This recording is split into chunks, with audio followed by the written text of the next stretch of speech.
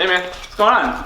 Okay, So your buddy just gave this to us, the review? Yeah, he didn't care. He just let me take the keys. That's awesome. Yeah. Let's take this girl for a rip and see how she does. Let's go. Oh, hey, is that nickel? Where? Oh, never mind. Oh, It's nothing. all right. You ready? Yeah, let's go. Sit.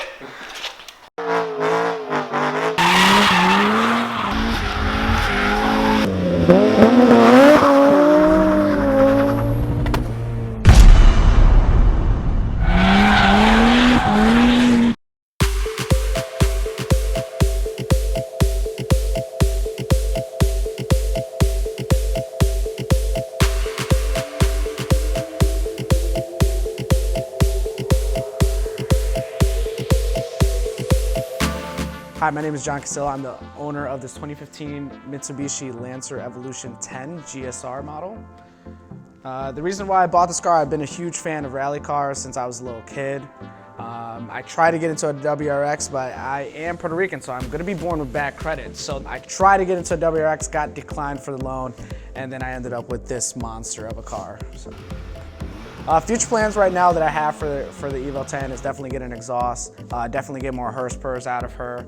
I do daily drive the car. Right now the car has 60K on the clock right now. I bought it with around 23,000 miles on it. Ever since then, yeah, she's been a daily, she's been reliable, no issues. The only issue that she did have was an active center differential. Hydraulic pump went bad on it. Luckily, I called Mitsubishi Motors, the company, and there was a warranty still on it. I did buy this car used, certified used from Mitsubishi directly. I've done oil changes. Like I said, I haven't had no major issues so far with the car.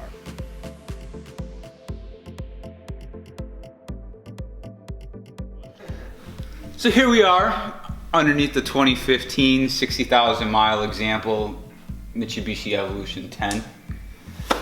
Just gonna take a look under here and go over some of the stuff that we see that are immediately visual. So overall, it doesn't look too bad. One of the things I immediately notice is there's not a whole lot of undercoating on here. There's a lot of just bare primer areas and then it moves over to undercoating. But for being driven in the snow, this actually doesn't look bad at all. I don't see any rust forming on the body itself, which is good. A little bit here and there on the subframes, which is kind of normal for most factory subframes that are steel. They just paint them. They don't do any like special treatments on them.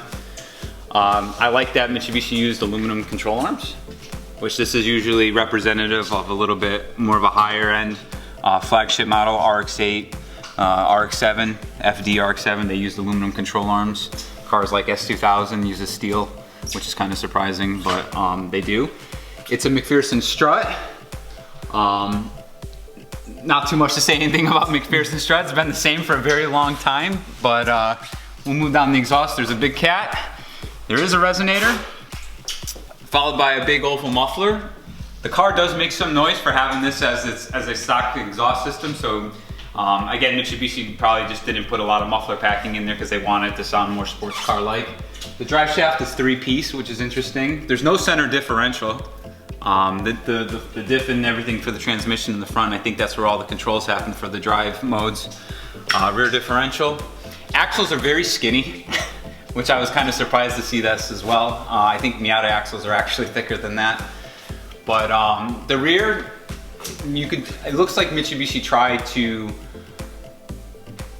what's the word I'm looking for? They tried to develop this rear suspension. There are ball joints at the mounting points, so there's 1, 2, 3. This is a double A-arm, upper A-arm, and then it's a multi-link with also the incorporation of a trailing arm, which is interesting. But RX-8 uses ball joints at the hub like this. There's 5 on the RX-8, which is really crazy. 3 here, and this is just like kind of a, there is a joint in there, but it's not a full-on ball joint. But they do this to allow the suspension to articulate under travel, and a lot of this results in stability, predictability, because you have the incorporation of the ball joints in there, it allows it to articulate more with the road, which is actually a really good thing. So I'm surprised to see that Mitsubishi did that, but that's cool. Again, we have aluminum arms. This one toe link here is steel, but subframe is small in the rear. The subframe is actually showing noticeable rust, but again, like a lot of factory subframes would do that. The body all looks good. And yeah, that's really all I have to say about this.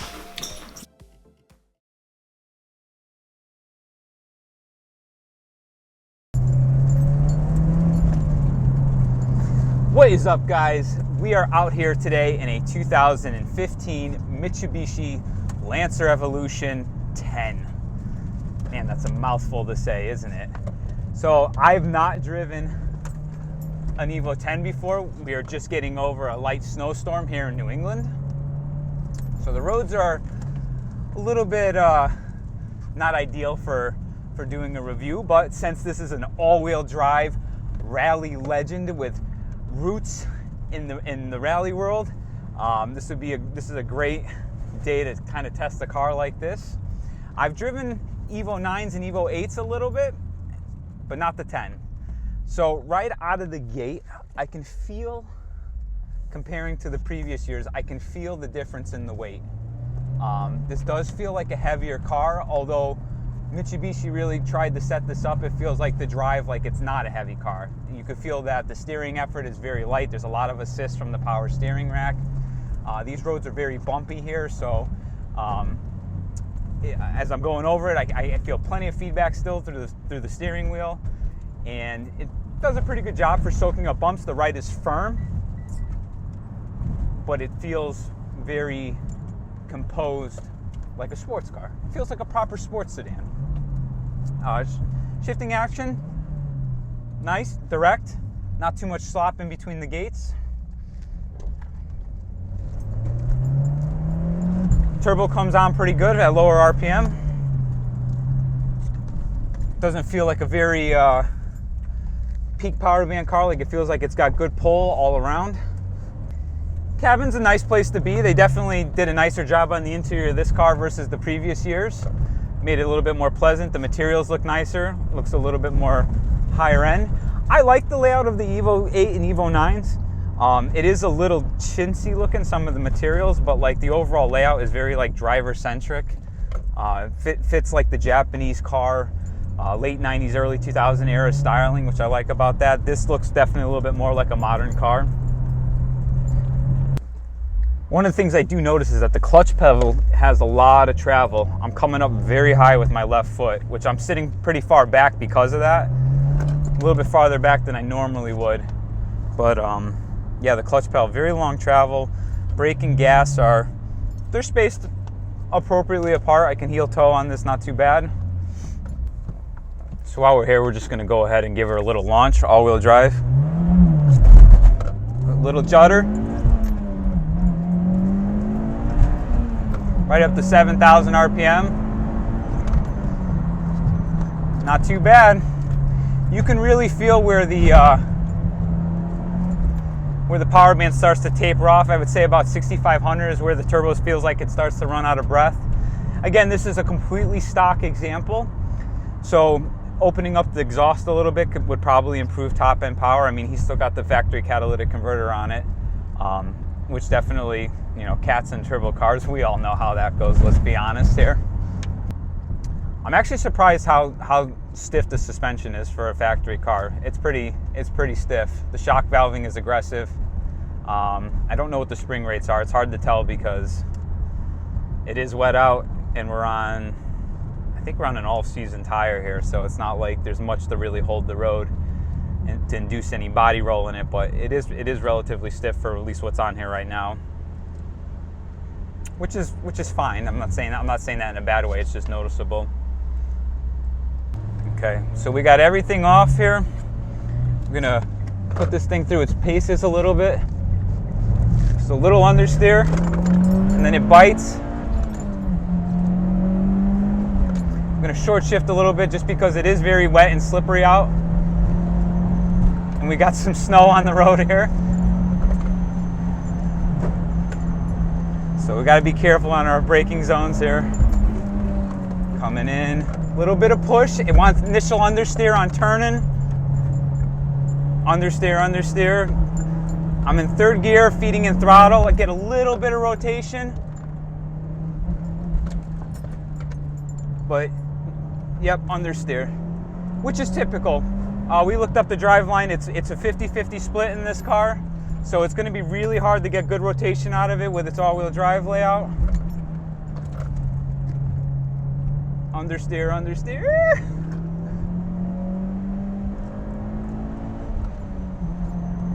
Shifter feels good. Car's pretty quick. Gets up and goes, no problem. Even at lower RPM, you just kind of put your foot down. Let's see, I'm gonna do third gear. I'll lug the motor a little. So we are at 2,500 RPM. So third gear, I put my foot down, a little bit of lag, right? 3,400, turbo really starts to pick up and then it just goes. So it's got a very broad usable power band. It's nice for just getting up to speed in traffic. Gives you everything that you need to, to make a good, comfortable daily driver. I love like high revving, peaky engines on like lighter cars, but traveling with them in traffic is not always the funnest thing, just because they got nothing in the lower RPM. So you have to you feel like you're working the car more. This just kind of effortlessly gets up to speed, which is nice. Makes for a good daily driver. Let's do some braking here. ABS is aggressive, kicks in, but did a good job of slowing the car down. The brake pedal feel is good. This is a car that you can trail brake deep in the corners, which is what you're going to want anyways to get it to tuck that nose in by transferring the weight to the front. Heel toe downshift's good. Getting adjusted to the pedal placement here.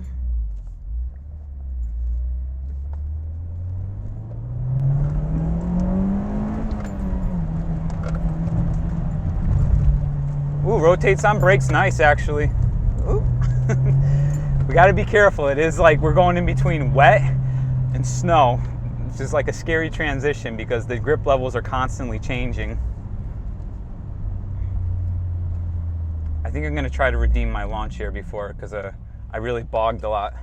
I'm not used to launching all-wheel drive, so we're going to go a little bit more aggressive. Oh, there we go. A little bit of torque steer in first gear coming out of the gate like that. But it's a quick car. It's a fun car.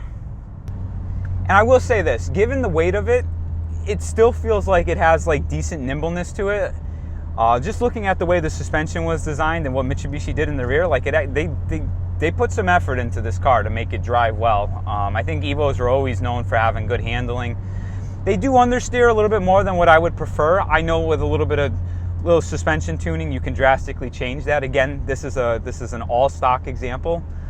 So factory alignment, factory suspension spec, shock springs, sway bars, everything's stock. But this is just how Mitsubishi tunes them. They tune them to be more understeer biased. Coming around the crest a little bit before, I was a little bit more aggressive on brake as I nosed the front end, and I felt some rotation in the rear, which is good. I like that. I think it's one of the most valuable areas in a car for making up time on track or in any performance driving situation is being able to aggressively brake into corners and just really put your trust in the ABS to brake deep. There's crucial time there.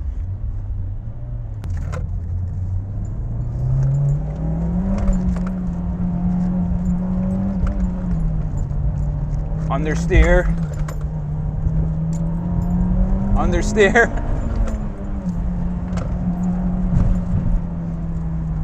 It's a fun car though. You can drive this car confidently, and these roads are bumpy. And I noticed that it's not really getting upset by the bumps, which is really cool. A lot of modern cars, they've done a great job with this. They provide adequate suspension travel, but they still keep the ride and the response sporty. So the car kind of does it what you tell it to do. A lot of older cars, there's always a trade-off somewhere, and a lot of times it comes at the cost of suspension travel. So the cars tend to hop a little bit and they get more upset over bumps, but this car is actually doing a pretty good job. Again, going back to the way Mitsubishi designed the rear suspension, you got multiple ball joints at the knuckles in the rear. That usually contributes to being able to have more travel and allowing that suspension to articulate with the unevenness in the road and the bumps without it getting upset and hopping and just kind of jostling around. So well done on that part, Mitsubishi. I guess it's kind of a shame because they discontinued these. I don't really know what Mitsubishi does anymore as a car company, if they even want to be a car company anymore. But these were definitely a pretty neat vehicle that they had produced. I think my personal favorite are the Evo 9 MRs. I've always liked those cars, just the overall, the size, the look, the 4G63. Like, it was a pretty cool package overall.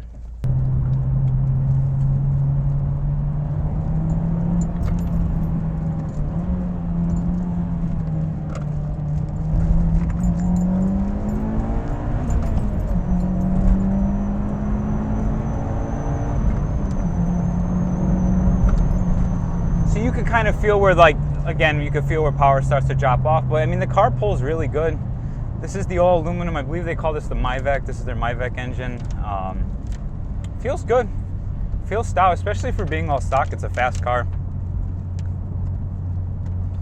And I guess, like, it's not as exciting because the car does a good job at hiding its speed. And that's like, if you look down at the speedometer and you actually see how fast you're going when you're rolling through the gears, like, you build speed pretty quickly. But it doesn't feel crazy because the suspension is well judged. It doesn't feel like you're gonna die. Some cars, like, they may be a 13-second car, but when the suspension is like all over the place, it makes for a much scarier, exciting ride. But this is like pretty relaxed. Steering wheel's not jerking or anything. It's right up to 100, hard braking. It's very well behaved. It doesn't, this car, I'm seeing a trend. This car doesn't like to encourage bad behavior, as I would say. It doesn't really want to be like thrashed about, it seems like.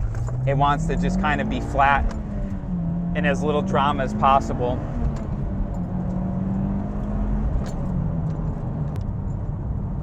And then the nice thing about it is that when you're all done hammering, it just drives like a normal car. If you're given like 30% throttle and you just cruise around, it just feels like a normal, like, pedestrian modern day car. Pretty comfortable. Seating position's a little bit higher than what I would prefer, but you could definitely, like, what I get from this car is this is a very tame, all around daily driving, performance, all-wheel drive sports sedan. I think that's the best way I could put it in terms, but no, it feels good. It feels very good. Okay, so we have a lot of salt, or a lot of sand here. We're on a decline. Let's see if we could do like a little rally flick launch here. Nope. It doesn't want to send power to the rear. It's split. I was hoping we'd get a little anglage, but so going back to, it just goes to show you that Mitsubishi wanted this car to be as drama-free as possible. They don't want you really doing, as I like to say, assholing it around. But I don't know what else to say. This probably wouldn't be a car for a person like me. I'm a diehard rear-wheel drive car fan, but for people who like front-wheel drive cars or all-wheel drive cars, like, this is a great car. Chassis feels very good. It's a very rigid chassis. All the modern day cars are like nice and rigid, and this feels right up there with the best of them. That's all I gotta say, guys. That's it for this one. Done.